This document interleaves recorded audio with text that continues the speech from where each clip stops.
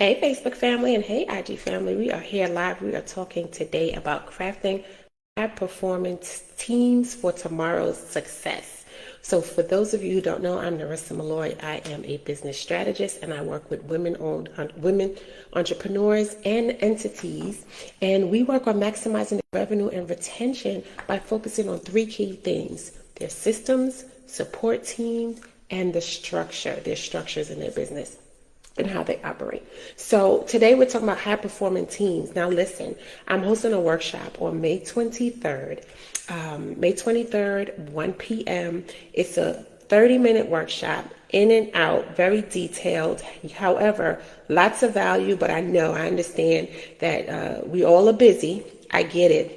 But I want to make sure that you get the tools and nuggets you need to understand how you can build a self-sufficient team, a team that supports you as an entrepreneur and an entity owner, that supports and manages to run independently and self-sufficiently, because that is a common concern with a lot of entrepreneurs. The team is too dependent on them, or the entrepreneur is highly in the day-to-day administrative tasks and the day-to-day operations, which is really overwhelming at times. It can be frustrating and stifling their ability to expand into new markets, into new revenue, and into doing personal things, having a peace of mind. So today we're talking about crafting high performance teams. So make sure you head to my link in bio to register for that spot for that workshop, May 23rd, 1 p.m. Eastern Standard Time.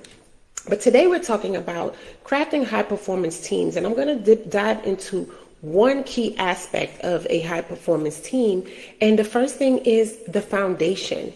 The foundation, just like anything else, when you build upon something, you want to make sure you have a stable ground to build and expand on. Because if you build a house on sand, if you build a business on sand, it's going to sink. So the same thing goes for your team. You want to make sure that your team has a solid foundation and structure when they are onboarded.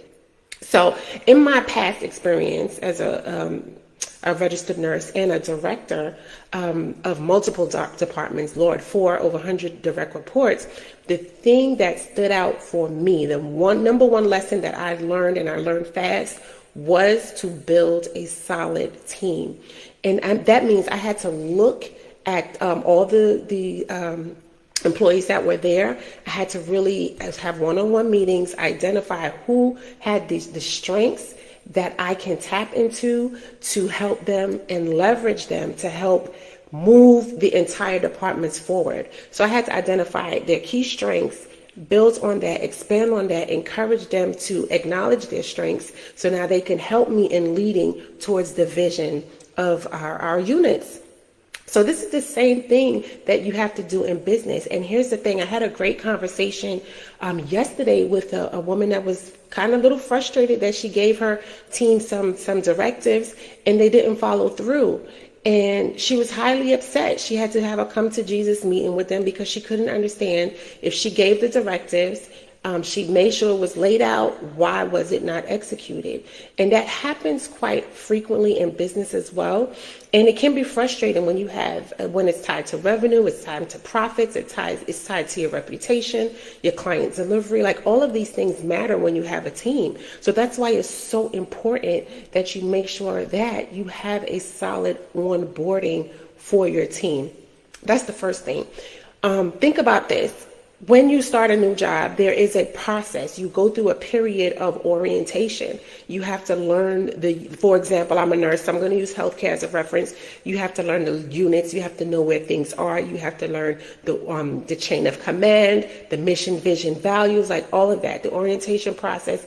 The first steps when you're sitting in the office or in the auditorium for however long, it could be daunting, right? And we never understood why we had to go through this.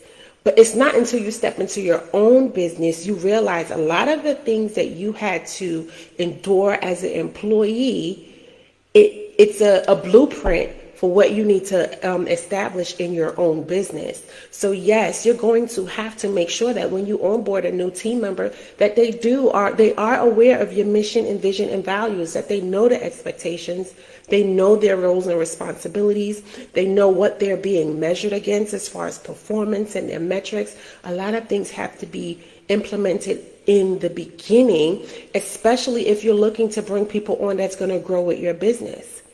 A lot of times what happens is entrepreneurs, they get overwhelmed, they get max capacity, and they're like, I need to bring somebody on, and they bring somebody into the fire, and they're like, I need you to do this.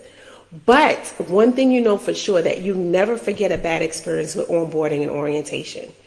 I mean, for me, I can never forget, I started a job, and during that first 30 days, I met with the supervisor once. Had no direction. I was just trying to figure it all out. You know how long that lasted, right?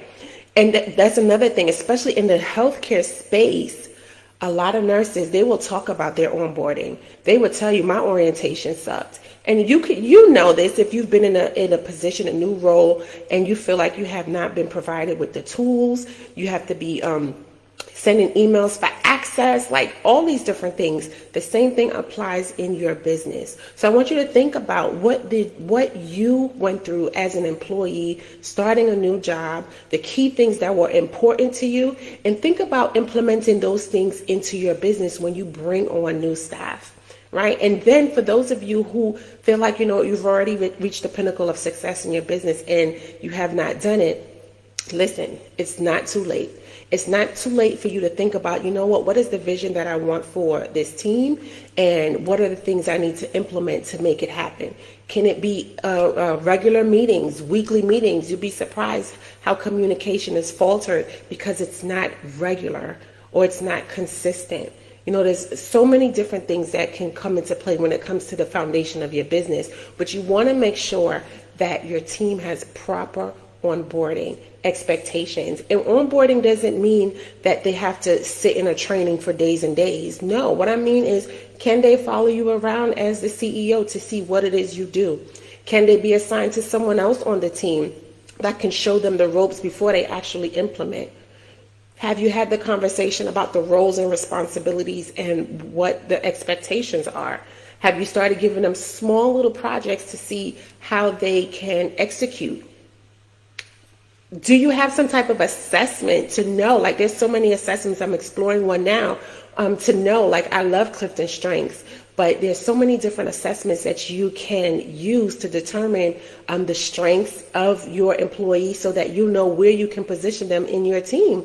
So again, the foundational pieces are so important when it comes to building a high performance team. And I'm definitely going to be touching more on that on the workshop of May 23rd. So make sure that you register. We're going to talk about that. We're going to talk about the onboarding piece, building a culture for building a great culture, and also how you can create more peace of mind as the entrepreneur or as the leader building this team to be more self-sufficient. What does it take? So we're going to deep dive into all of that. You're going to get some actionable strategies that you can implement right away with your team as soon as we get off that call. So I look forward to seeing you guys. Make sure you register, lock in your spot. Again, it's May 23rd, 1 p.m. We're going to be doing a deep dive on how you can craft a high-performing team that's self-sufficient, that doesn't have to rely on you for your decision-making. You can end the decision-making burnout, and also have peace of mind knowing that you're putting the key pieces in place to have a solid foundation for your team, for their onboarding and their ongoing learning. So again, make sure you click the link in my bio or in the comments to secure your spot May 23rd, 1 p.m. This is ideally for CEO, business leaders, and entity owners that are managing teams that want to make sure that they are maximizing their retention and revenue. And we're focusing on the structure and their systems and the support team. We're really talking about the support team. So I look forward to seeing you then. Make sure you register